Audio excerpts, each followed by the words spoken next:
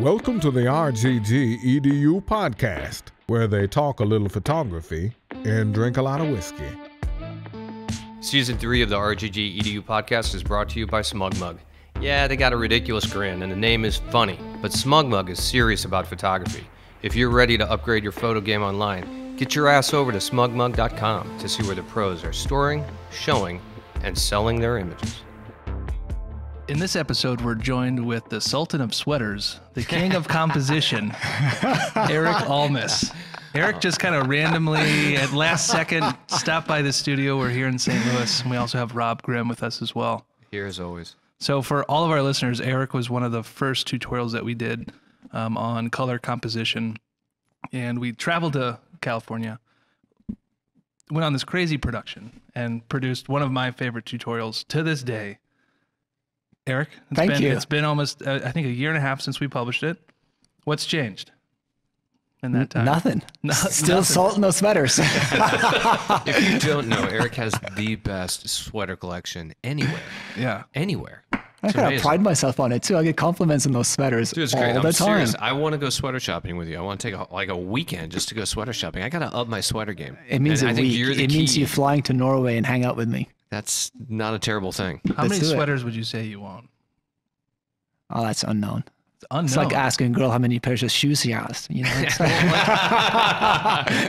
That's unknown. I like it. Yeah. So ballpark it. 40? We're talking like 150. No. Are there some in storage? 40 is closer to the right answer 40. for sure. Not 150. Wow. So you could go through man. a whole season and only repeat maybe once? Maybe. Okay, my life is in a suitcase, right? So I have 3-4 favorites that sort of circle it's in and out of that suitcase. No room for 40. Right. Yeah. And how old are those for? Are those like 3-4 years old? Are they seasonal? You get new. Oh, they're definitely seasonal. Yeah. Yeah. What's the key to buying a good sweater? Like, what makes a really good sweater? Depends on your style and taste, I guess. But for me, it's just whatever I resonate with. Yeah. And are these handmade sweaters? We're just going to keep this going. Yeah, honestly, I think we could do 45 minutes on sweaters. Tune into this to hear about photography. It's all about sweaters. Well, I think it says a lot about your character and the type of sweaters that He's a big fan of the button-down, the cardigan. Yeah. And unfortunately, he just took his sweater off. I know. Well, put it back on for this. I mean, we're talking about it. It's too toasty. Yeah. I got the hot lights on. We got the hot lights on. Yeah. All right. So beyond sweaters, what are you currently working on? What's the last job you did? Last assignment I did, let me think, healthcare assignment. So I do a lot of commercial work, pretty much exclusively, and that spans a lot of hospitality work. Done a couple of hotels the last half year. Healthcare, I do quite a bit of. I have this romantic sort of style that really fits into that market quite well. And then some liquor, some other random assignments here and there, but the very last one was healthcare. I vaguely remember you referring to your work as quiet places and big spaces. Yeah, something like that. Yeah, that something around that. Yeah. Is that still your style? Has your style changed since we've done our tutorial? No, still my style at the bottom for sure. But I think with any photographer, right, we try to explore how to get better. And for me, that's a human connection, more and more so, right? I have this big expansive landscape, and what I try to do the last few years, I think we talked about this in the tutorial too, to try to bring some sense of connection to the human element within that space, right? So there's not just big and beautiful and someone doing an activity, but some person there that actually connects to the viewer or to me as the photographer taking the picture. So that's what I'm more and more conscious of as I take pictures, that it's not just about me and my light and my flavor, but it's actually a connection to the person I'm taking a picture of. So always top of mind when I take any picture now to think, how do I connect with the people within my space that I photograph? How do you think you expand that connection? Because that's a hard thing for people to do. To build the connection with the subject, particularly quickly, because you don't have a ton of time with them often. Yes. So before it was most so that, okay, so here's my light, look at the light, stand here, make sure the composition is perfect. And that was sort of my fallback, right? To make things look really beautiful. Now I create a narrative for the person I photograph. So this is who you are. This is my story within the photograph. And you try to act it out. Take a deep breath. Think about the emotional aspect within that character that you are. How does that make you feel? How do you relate to it? Is it uplifting? Is it quiet? How do you see yourself as that person in this picture that we're trying to take? And just act it out. Don't just stand there and look at the light, but come on walking through the space, pause there for a minute, think a thought, keep on moving. So it's more situational for me now than it was. That's interesting. Do you write a narrative for them? Are you creating a narrative, or are you just kind of telling it to them? Telling it to them. Yeah. So we don't really write it out. I have a conversation with the creatives, right, about what the intention of the ad is. And then I always find how I can relate to it best. So it becomes personal to me. So it's not just me executing an ad. It's actually something that I can relate to or care about. And I tell them both what the ad is about and how I see it done. And this is who you are in action, more so than, okay, stand right there, look at the light, smile. So it's not that. I think that makes people more self-conscious. Now it's more, this is who you are. Take a deep breath, put yourself in that space and walk into it, and I'll take pictures. I remember the crash scene. If you remember that, we were in the river. It's cold, and you were actually having the model. I remember very specifically. You told her the incident. The crash just happened, and you had her walking back and forth. You're trying natural light. You're trying strobes, kind of going back and forth, really getting her into character. And that water was cold, so she was somewhat in pain. Yeah. Yeah. So I even told her that, right? That use that in your character. So don't pause and think you're doing something wrong as you walk through that water and you feel cold. Just embrace that as part of what you're doing in this moment, right? Yeah, it was brutal. I mean, it was cold. She was like, I remember her foot was bleeding at one point, I think. Yeah, she stepped on a rock, and we went with that. Yeah. She was a trooper. She was a trooper. That will set you apart from a lot of photographers, because I don't think a lot of photographers take the time with the creative directors to really understand what the ad is trying to say. They're simply trying to execute what the creative directors are telling them. Don't you think? Oh yeah, no, for sure. So I did the same thing, right? You get this ad and all you're trying to do is to please in some ways, and you just want to execute that. And you forget that only part of that is the execution of it. The emotional component is just as important. So for me, as I've gotten really solid in my craft, I feel like I have the execution down. It's more and more about the emotional content, right? So when they walk through the scene or whatever, they actually express something that relates to what we're doing and not just become a part of it as a static sort of person. Was there a switch for you where you said, I got to try this? And was it nerve-wracking to kind of throw that out there with the creative directors, or was it just the natural progression? Natural progression, I think. I can't remember that it was an aha moment, but it's gradually, right? What the heck? What can I do to get better at my craft? What is it that's missing? And we talked about that in the tutorial, right? Where you can pull out pictures or use references to find what you're attracted to, and out of that, find what you really want to do with your own work. So that's part of my process still, where I look at what other people are doing and what in that am I attracted to and how I can apply that to myself. And a lot of that is just the portrait work. Where are you looking now to find that inspiration? Oh, that's everywhere now. Everywhere. Yeah, it's not, it used to be one magazine or one place, right? But now it's everywhere. Do you get tired of looking everywhere at everything with all the images on Instagram? Is that exhausting? It's because it is for me. Yeah, no, it is. And we had that conversation just now over lunch. You know, I haven't really been so active on social media anymore because I had to take a break from it. It's exciting, right? And it's a part of marketing. It's part of what you need to do. But I just had to take a big break from it and say, I'm just going to pause on this a little bit. And what I find, this was a realization that in the quiet moments is when I get creative and get ideas, right? But every time I had a quiet moment, I would pick up my phone. So whenever you pause for a minute, you look at the phone, you look at social media, you read the news, you check your email, you do all this stuff. So in the end, there is no quiet moments to be creative. It killed me. You're constantly occupied. Yeah, it killed me. Right. I felt the only times I were creative was in the shower and running. It's coming from a guy with 2 phones, everyone. Erik has 2 phones. No. Okay, so the idea there was to manage it, right? So my coach I've been working with for years challenged me to get a flip phone, like an old school green screen, no smartphone. And I was reluctant as hell, and we realized that it's not really that.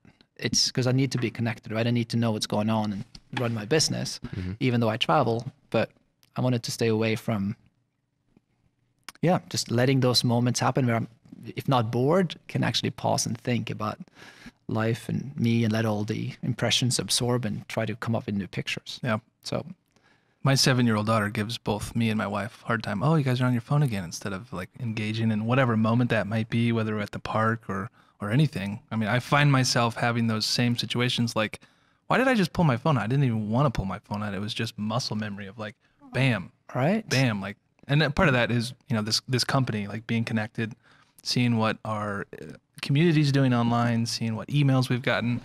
I have to be connected, but there are times when you just really want to find, you know, solace somewhere else. Yeah. away So from we the all phone. have to be connected. I think we got to just be aware of it and then make sure we set aside time to actually be Yep. quiet. Yeah, you have to make a choice. I didn't bring my phone with us to lunch. It's not on me right now. Sometimes I just leave it. I don't want to be connected every minute. Yeah, actually, Friday night I forgot my phone here and went out, and I was like, you know Did what? you I'm make just, it okay? I'm just gonna leave it. But I kept reaching for it because there was like moments that I maybe wanted to take a picture of. Then that got me thinking of like, do I really need a picture of that? No. I'm not gonna do anything with a picture of that. It's just gonna take up space. I'm probably never gonna look at it again. Why do I need to take a picture of everything? You Live know in the what I mean? moment. Yeah. Live in the moment. Ugh. Anyway, So I we're think this is a great conversation in that, right? If you want to be creative, I would try to let alone, you know, all the digital media, TV, all that stuff for a minute and just sit with yourself. I think it's good. I think it's good advice. I think a lot of people need to do that. I needed to do it. I still need to do it. It's still too much, but we should have a moment of silence for a moment of silence.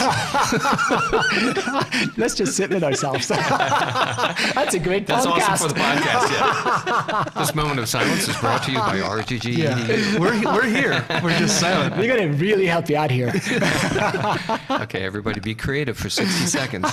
No, let's get back to you as a commercial photographer. What was your favorite job or campaign you did in the last 12, 18 months? What really stands out? Man, I had a few. I've been on a tear and I've done some really great assignments. I did one that just got launched for our Sheraton hotels. Just a lot of fun. Both composites, on locations, and it was about going above and beyond. So you can just imagine the scenario when someone crosses a desert to bring you your bags or climbs a mountain to find you a cherry to bring on your little cake. So it was scenarios where taken to the extreme where you're going to go above and beyond to help someone out. So that was a lot of fun. And then it was an amazing assignment for Chase Bank that took us on the road for 6 weeks of shooting and the travel in between. So it took up almost a quarter of my time to take the pictures and get them retouched and out the door. So Quarter of the year. yes, Yeah. it took us almost 3 months from when we That's a started. big project. It's an amazing project, yeah. So how does someone find you? How does that job start? How did you ask how did they find you? So I did. And it was really interesting because I market myself in this magazine called Archive.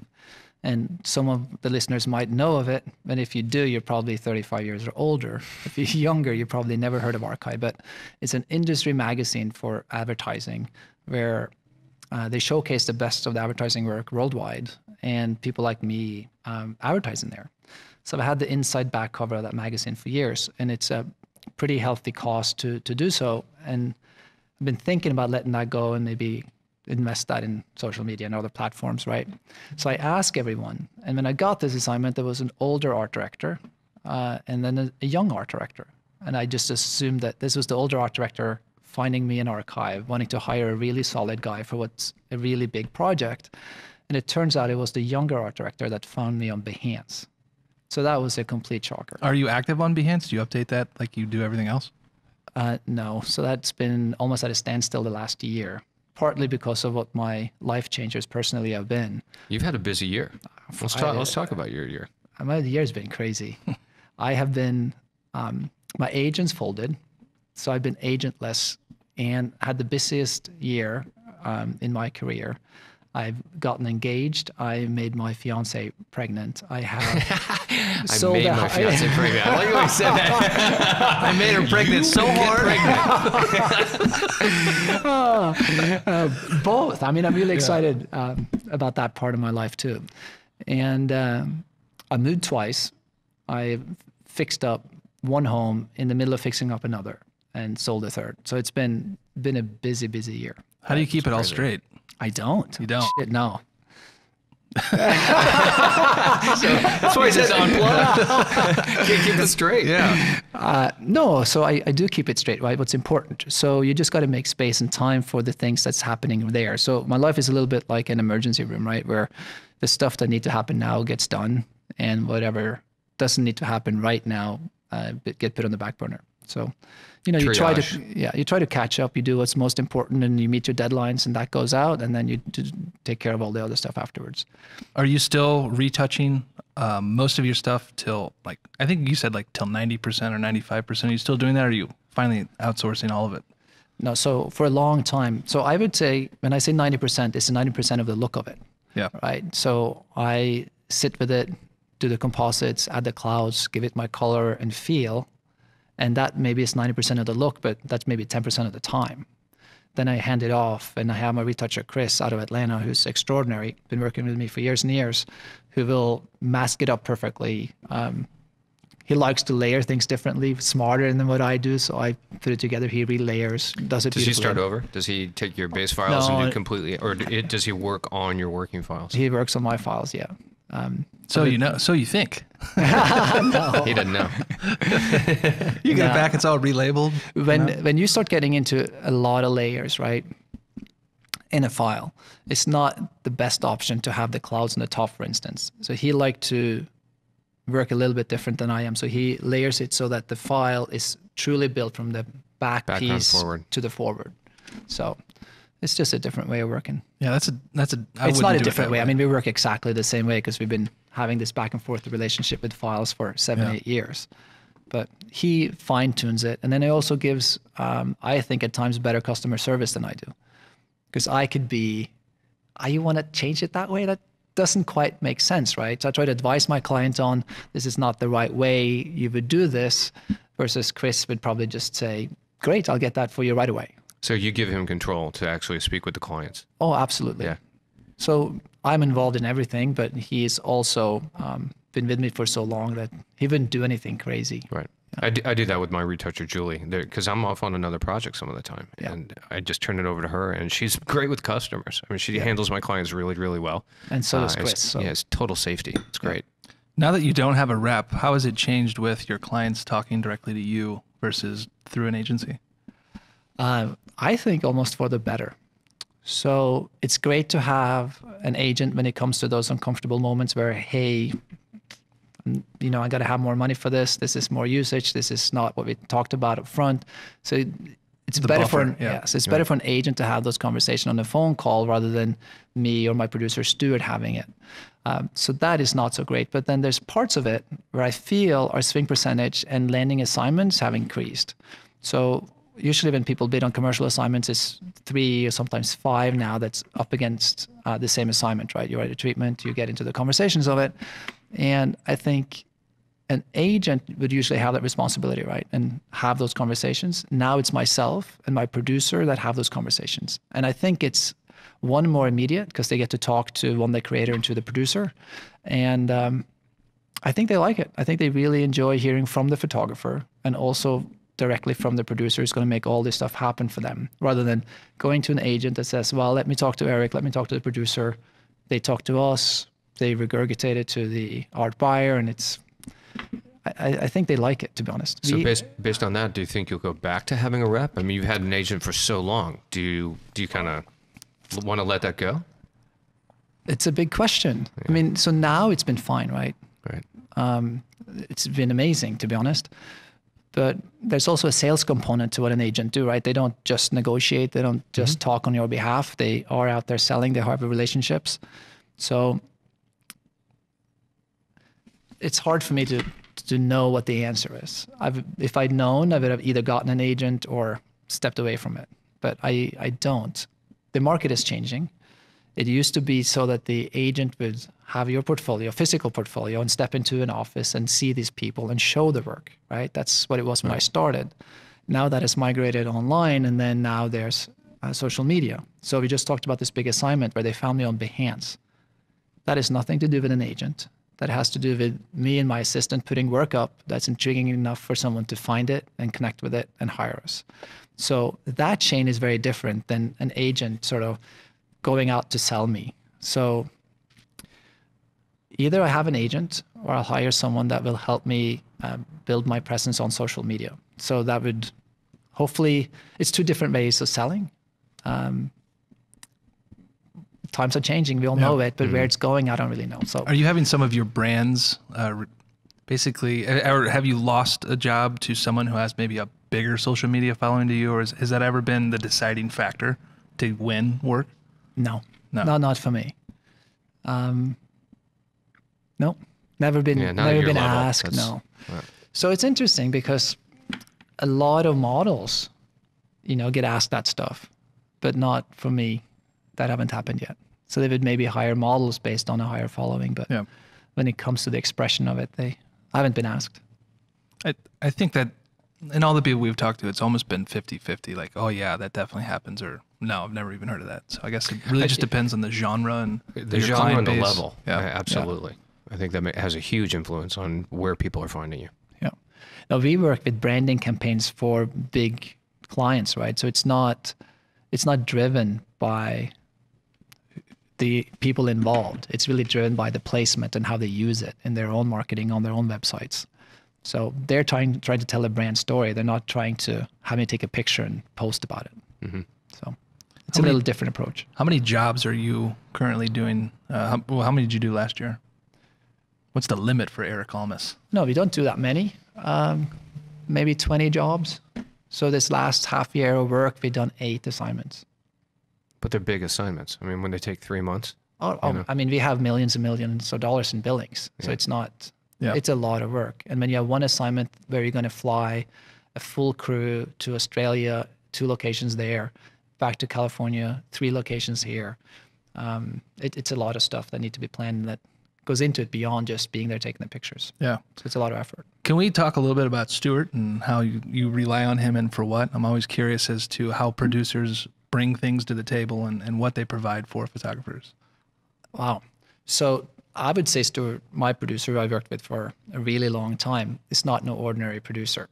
There can be the people that say, okay, you need model, studio, catering.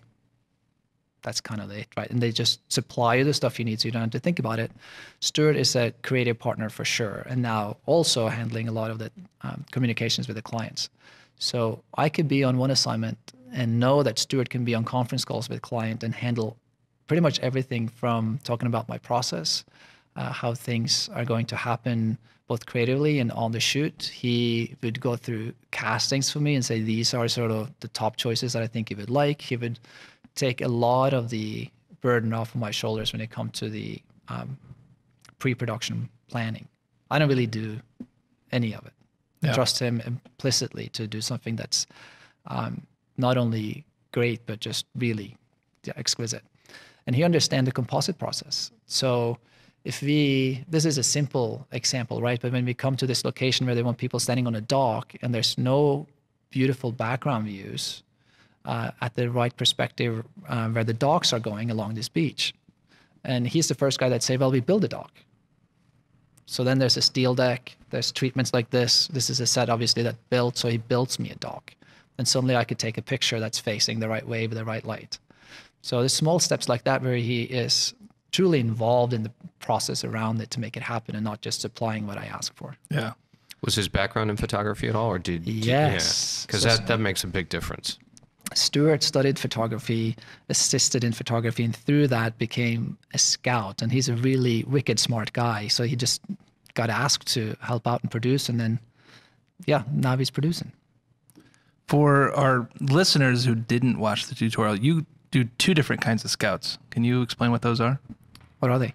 The tech scout and then the on-location scout. Yeah. Yeah, so there's always 2 components to a scout. So when we get an assignment, first, obviously, it's a creative conversation about what this place is so that we know that we go out and look for a place that's appropriate for the assignment. And then we send out a scout. That wouldn't be me because we often carry, I don't know, we're going to see a house, we're going to see some fields, there's going to be different places within the campaign, right? So we send someone out that will come back to us with pictures of what these places are. So we look at that and we make a decision of where we want to go. But I haven't seen it, right? So they might be, what if there's a power line that goes through the scene, or there's something we haven't seen in the scout pictures. And often scout pictures can be deceiving in the lenses they're shot with and all that stuff. So that we forgo any surprises in the shoot process. We don't just show up and take a picture. We come there the day before usually, or 2 days before, and then we assess where does the light come up, where does it set, what would be the best approach here, and then we go and shoot it. Have you ever gotten past a tech scout and gotten to the location and decided that wasn't the good location? Or do you invest enough time and energy into knowing that that first scout was good enough, even if you couldn't be there? We have re-scouted between the first scout and the shoot, but I haven't come to a tech scout and said, nah, let's just do it later. That's the problem with budgets on the line. That's hard to do. Yeah, I know. Then you just have to perform as well as you can. I have been in situations, just an assignment that I shot maybe a month ago where we showed up and the weather wasn't great. So then I came back to, using the computer and composites. I went back to that location when the sun was better, or some light was better, and the sun was out. 2 weeks later, and I reshot the background plate. So who foots the bill when you have a whole production show up and the weather and you got to come back? Is that you split it? Does the client need the cost? So there's no cost really involved in just myself going to a place and reshooting a backplate. Okay. So I'll pride myself enough in my work to make that happen. I don't walk from a shoot thinking, oh, that could have been done better, and then call up the client and say, I want to make it better, but you got to pay for it. Right. Well, I think what Gary's getting to is what happens if you get a rain out. I mean, which I'm sure you have a weather clause in your contract. Yeah, and you can't shoot anything. Yeah. It just happened on this Marriott assignment where we just came back later. They postponed it. It was November in San Francisco, pouring rain, and we just shot it now three weeks ago. So they ended up postponing it. I was there in San Francisco that week when it was pouring. That's when my sister got married, and she asked me to photograph her wedding. It was the worst week of my life. It sucked. Don't get him started. Don't get me started on that. It's a long but I know story. exactly that week because everyone was like, it hasn't rained since like last October or like whatever it was. I was like, well, this sucks. Yeah. But, life happens. Yeah. So But clients usually foot the bill for that. Yeah. I mean, that's not on the photographer. That's not our responsibility. So there's weather clauses in there. So outside of photography a little bit, last time I think we sat down and did a marketing interview with you that's on YouTube, and you recommended that our readers read The Business Secrets of Trappist Monks. Yes. Which I read. Did you? Oh, yeah, I loved it. And did you commit to it? Yeah, there's definitely a lot of things in there that you can pick up just by just the idea of like servitude and relations. But what I wanted to get at was, what are you reading now, and what are things like literature or even podcasts? What are you into? Wow, parenting from the inside out. Have you read Everybody Poops yet? No. I did read From Dude to Dad, and now I'm on to Parenting from the Inside Out. Nice. Podcast-wise, I listen to Tim Ferriss. I listen to Anthony Robbins. Those are my sort of go-to. Did you see the Anthony Robbins Netflix documentary that recently came out? I did, yeah. I thought that was pretty inspiring. I've been there. I did Anthony Robbins. You did? I did. I've been. Wow, Yeah. Front Was row. it? How was it? Was it the same type of show, like a presentation or what keynote? Yeah. Same one. Yeah. Well, so it's different every time, right? But the framework is the same. And it's powerful. Can you talk about it? Really? Do you want to talk about it? I don't mean to put you on the spot. No. I'm happy to talk about it. I'm happy to show it's the love legit, there. is what you're saying. What changed from you going in to you going out? So there's several different ones that he does, but I did Unleash the Power Within. So you get there the first day, and I think the last 4 hours of that is talking about overcoming fears, and it's really leading up to you walking on hot coals, right? With no shoes on? No shoes on. Actually doing it? Actually doing it. Did you walk on hot coals? I walked on hot coals. Me and Stuart. I took Stuart down as a bonding thing for us. 6,000 people in Dallas walk across 15 feet of burning coals. And what happened? How are your feet? I had a tiny blister. That was it. So they say if you, no, it's true. So it's about, you weren't concentrating hard enough, Eric. He does this the first day, right? To really show that anything can be done if you put your mind to it. So you don't look at the coals, you look straight ahead, and you have this mantra where you say cool moss. So you got to visualize the texture of cool mossy forest, and that's what you walk on. You look ahead and you just cross it. You don't even feel the heat. Okay. I get that. You're visualizing. It's cool moss. But the physical reality is that is hot coal and flesh. Yeah. So how does... What did that smell Well, like? they can't All that really burning explain flesh. it, right? They can't really explain it. And they say the few people that do get burned are the ones that start taking selfies or do other stuff that distracts them from actually walking across. They're taking a selfie while they're walking across hot coals. Duh, no wonder you... Sin, can you go out back and get the charcoal ready? We're gonna test this out. It's actually So an you're going extraordinary... first, though. We want to make sure the coals are hot enough.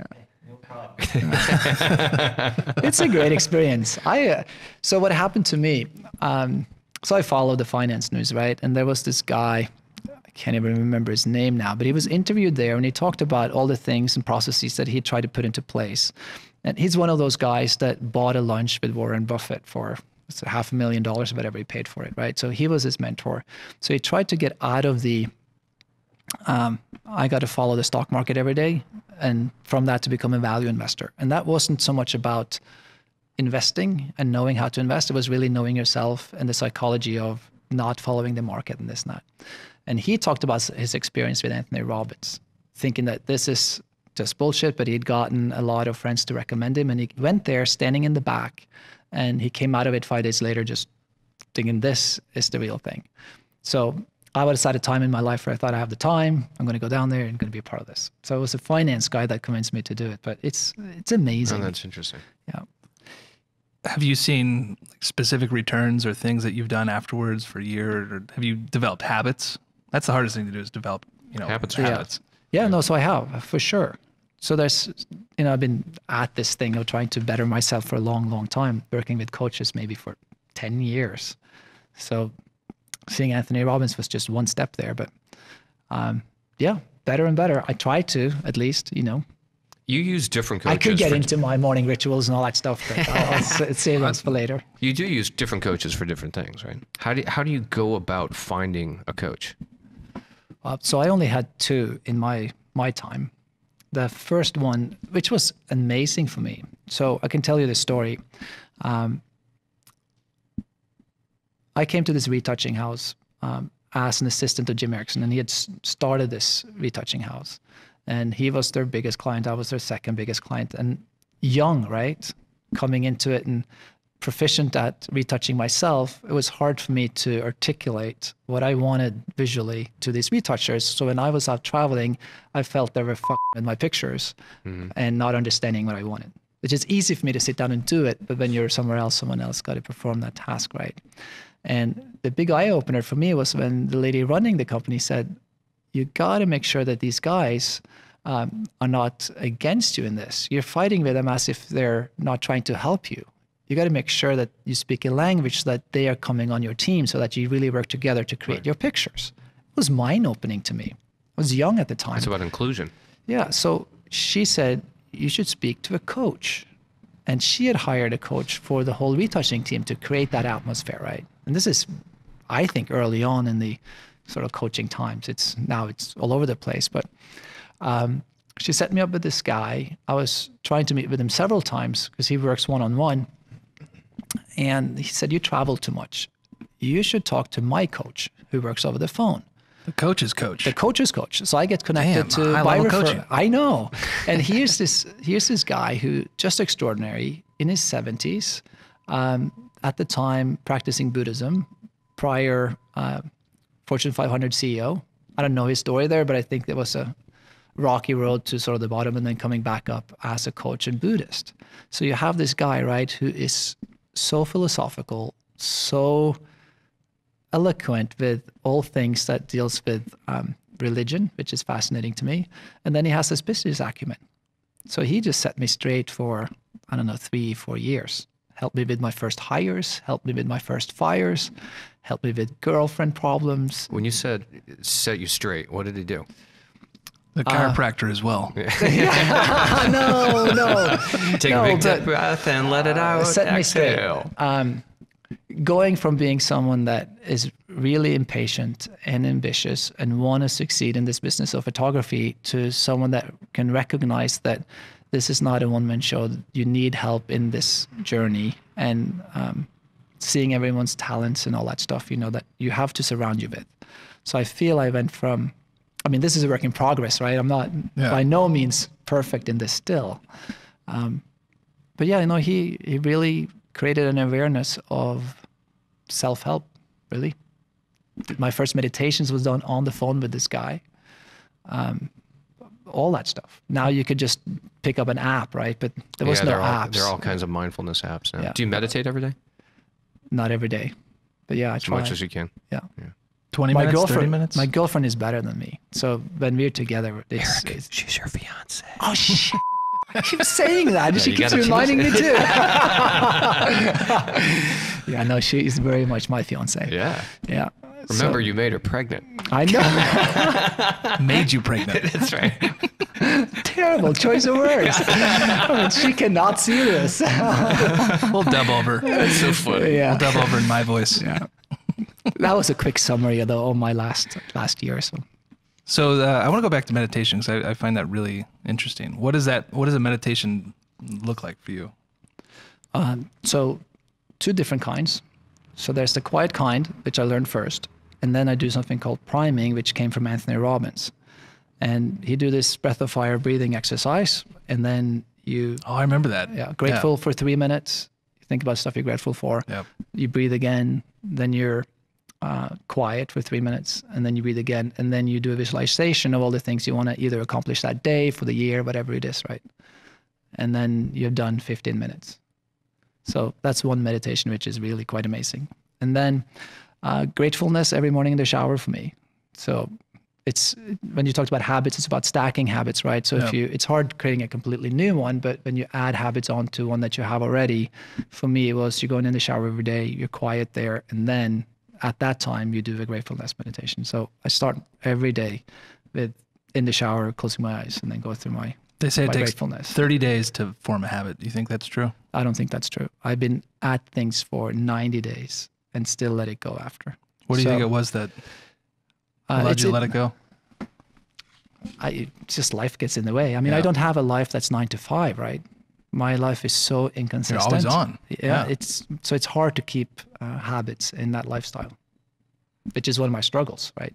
How do you maintain good shape? How do you exercise regularly? How do you eat well? All that stuff that is hard when you go through that. Like last time we talked, you didn't make one meal ever. You were out all 3 days a week, or 3 times a day. Yeah, 3 meals a day. 3 meals a day. Still, Lots of wine, lots of cheese, lots of coffee. Yeah.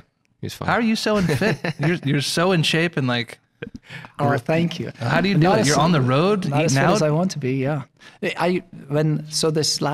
Starting in October last year, I pretty much been on the road all the time till 3 weeks ago when this last job ended. So it's almost impossible. So now I feel in worse shape than I have been. But as soon as I get home, though, I try to run 4 days a week and get into some sort of routine. 12 espressos a day. I remember that. Right? You still on the 12 espresso a day thing? No, twice. I think twice it's a the day, maybe. slimming blue shirts. You're always in a tapered blue shirt. And the sweaters, he just sweats it out. He's just sweating it out on the plane. Oh, it's a twice a day sauna. Funny. Yeah. So you're up in wine country. And I am now, yeah. Last we were at your house, you introduced us to 2 great things. One is the Norwegian cheese, which is that like stuff is peanut delicious. butter. What's Did it called? you bring any, by the way? It's brown cheese. No, you can get that stuff at Whole Foods. Yeah, I know. Yeah. There's one place here in town that sells it, and it's amazing. What's it called? Ski Queen is what they call it, but it's a brown cheese. Yeah. Essentially, they caramelize it, and it gives you that brown. Yeah. I was about to say texture. It's not texture. It has the texture of cheese, but It's good. it warms it up somehow, and it feels, like you said, like peanut butter. Yeah. And then the other thing was, your impressive wine collection, but you have your own wine brand with Stories by the Glass. Stories by the Glass. Yeah. It's not quite a brand yet, but it's getting close, really close. So it's one of those things that you put on the back shelf, back burner. It was Yeah, good. so It was really good wine. It's extraordinary wine. So Yeah. I can't really take all credit for that because there's a winemaker involved, right? So he is absolutely exquisite. And I'm really lucky to be able to partner with someone like that to help create wine for me. So yeah, when the phone's not ringing, I try to pick that up and do something that's fun and interesting and distracting, maybe. Is it available now? Can someone go online and get it? I have so much of it, so yes, it's available. But Send an email to Erik. yeah, but it's not for sale yet. But it will be shortly. Oh, awesome. Yeah, 2-3 months. 2-3 months. All right, we might have to be your first customer. We're going to have to buy a case. Yeah. What's fun about it, though, I have to say, so it's called Stories by the Glass, and for each wine, there's a story and a narrative. And I've been creating still pictures and motion work for that. So not only is it sort of the wine part, but the premise is that instead of having, for me, often when you talk about wine, you talk about how it's tastes, right? But part of what makes it taste good is the experience around it.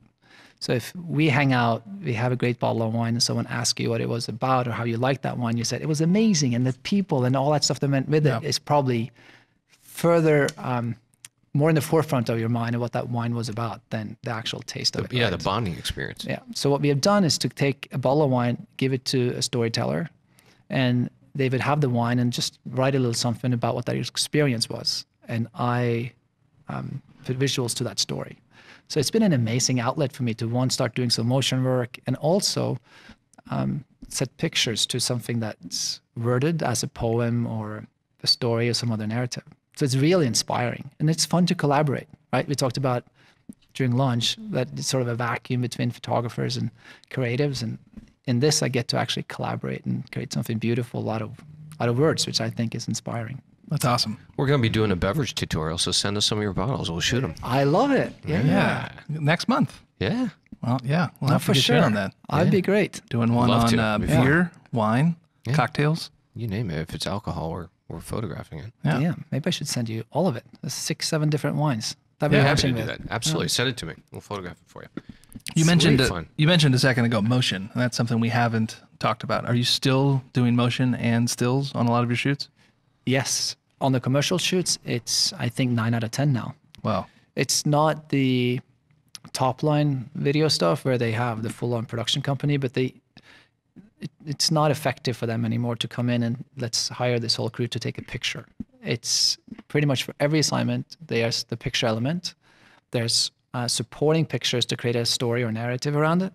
There's a cinematograph or some other digital media that's going to make it more interesting as it goes online. Yeah. And then there's a video piece.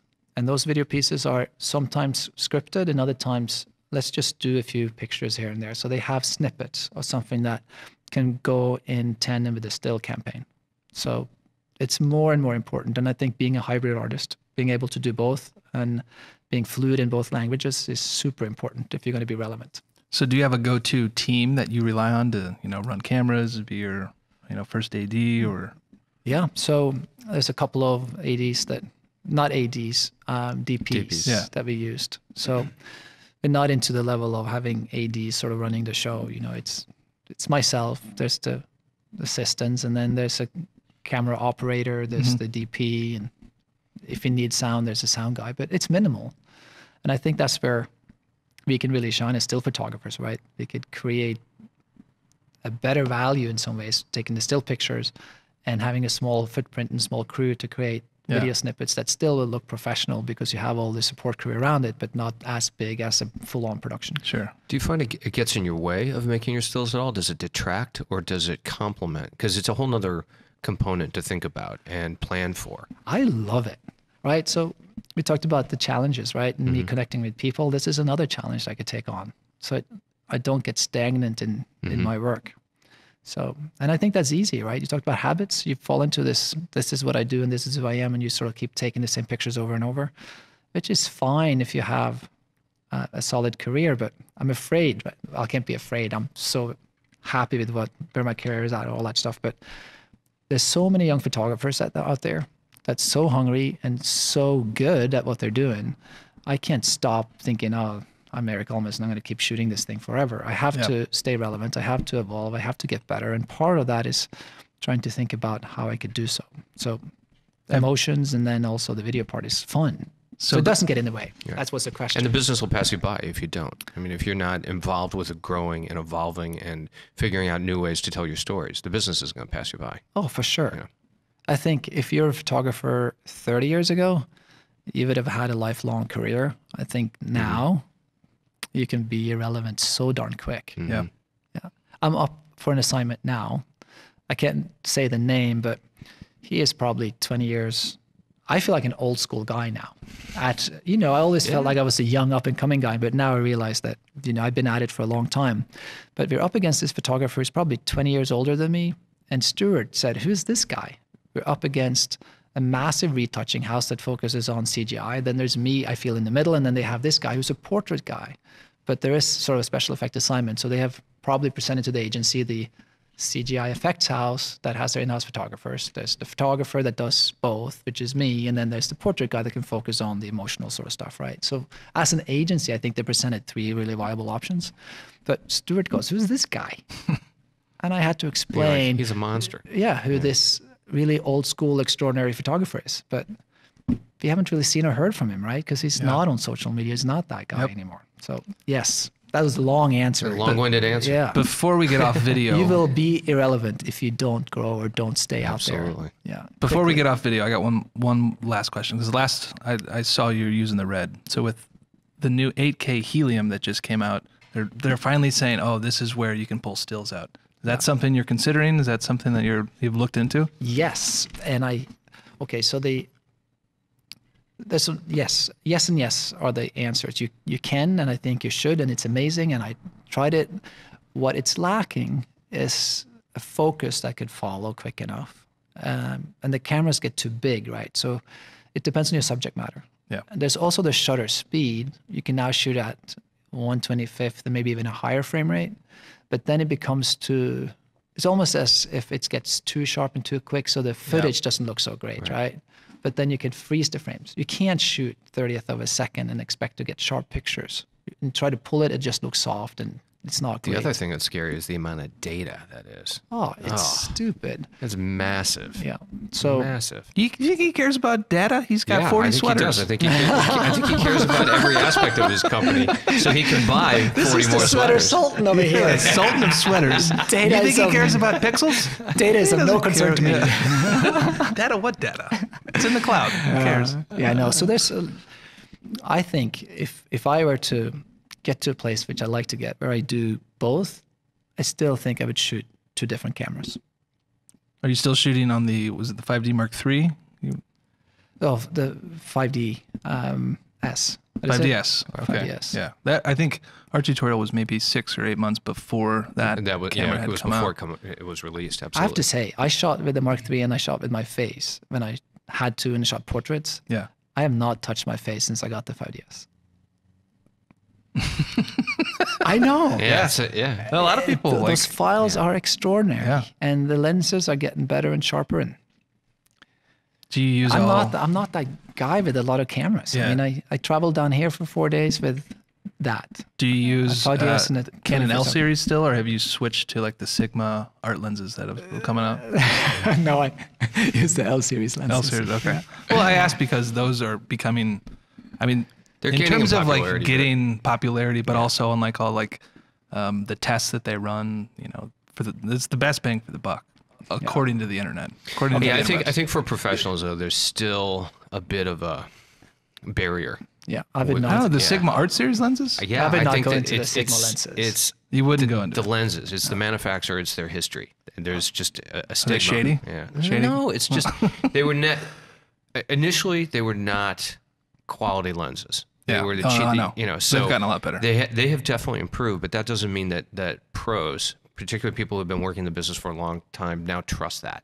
Yeah. I think it's going to take a while for those pros to actually have experience with them and to be like, wow, these are pretty amazing lenses. Yeah. You know. You have a set of lenses you love for Signature. motion? I just got myself this monster lens, and Yeah? I love it.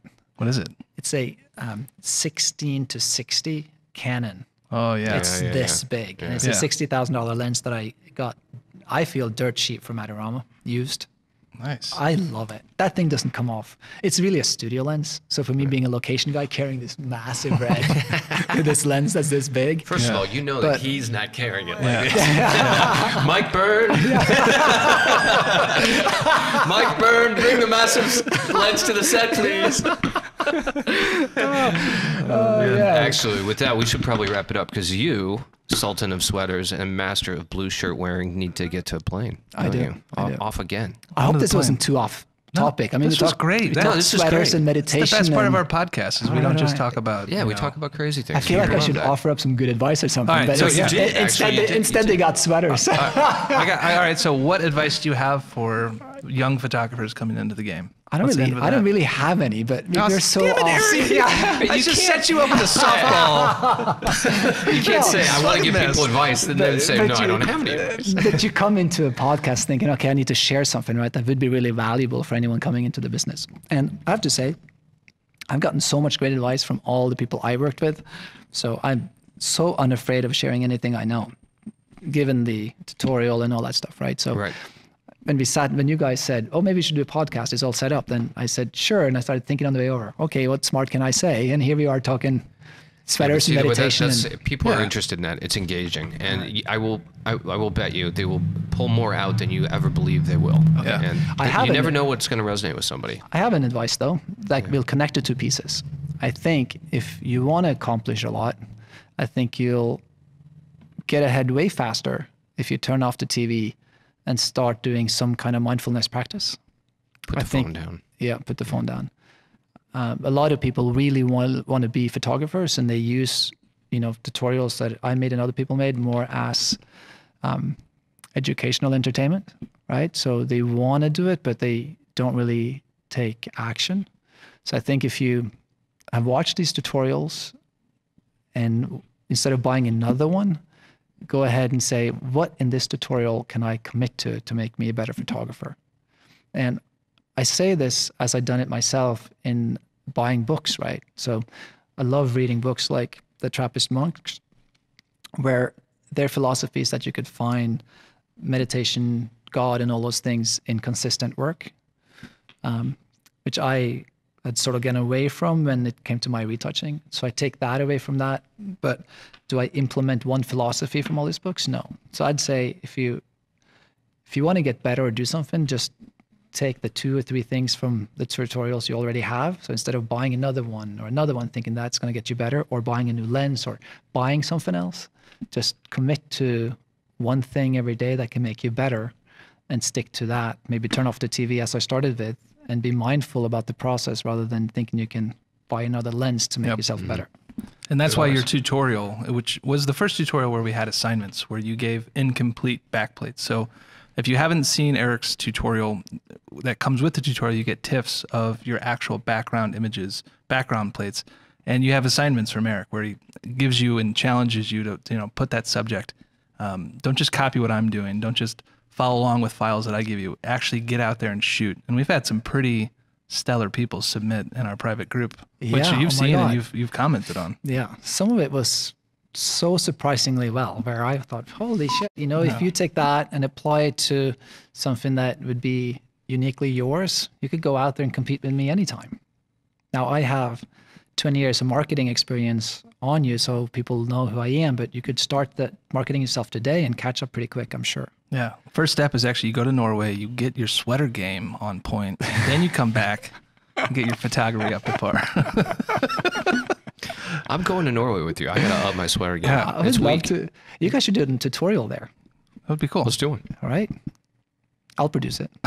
I saw you guys were listing producers. So, You're not going to be the photographer on that one? No, I'll show you around. All right. I'll bring some wine, show you around. Some brown cheese. Maybe I'll learn something. If you hire a really good photographer, I'll do it. Oh, all right. Sounds good. Any recommendations? You know what? I'm doing a workshop with Peter Lindbergh. Ooh. Oh, yeah. We'd love to do one with him. the good word. Yeah. Are you kidding? Okay, so here's the thing, right? This is not Santa Fe. Palm Springs Photo Festival. I've gone there the last 3 years. This will be my 4th. And so you show up in class. I could be in class with Erik Almas at Palm Springs. That's crazy. Yeah. Look over and there's Erik Almas. Yeah. It's amazing. So there's 2 parts to it for me, right? One, I want to continue learning, and then it's just hanging out. It's a great community there. But this time, they got Peter Lindbergh to show up and give a workshop. Absolutely extraordinary. So me and one of my best friends, photographer as well, we're going to hang out with Peter Lindbergh for 3 days. That's awesome. He's a hero in the business. So yeah let's do him. So, and you're at you have so many extraordinary photographers that's done tutorials with you guys. So why not, right? Yeah. Swing for the fences. Get one of the legends in here. Yeah, we did. Absolutely. Yeah. You. Well, thank you. Well, Eric, thank you again for stopping by. Let's get you to the airport. Let's get you out of here. Thank you. Good to see you. Always fun hanging out. Yeah. To subscribe to this podcast or to download this entire season, go to rggedupodcast.com. And we're also on iTunes, Google, Stitcher, and SoundCloud, all for free, and it always will be free. Thanks for tuning in. This is where, Rob, you need to sing the jingle, the outro jingle. I can't. I'm about to cough. I'm definitely not going to sing the jingle. Next time. Okay, podcast is over. You can turn it off now. Go take some pictures or whatever you photographers do nowadays.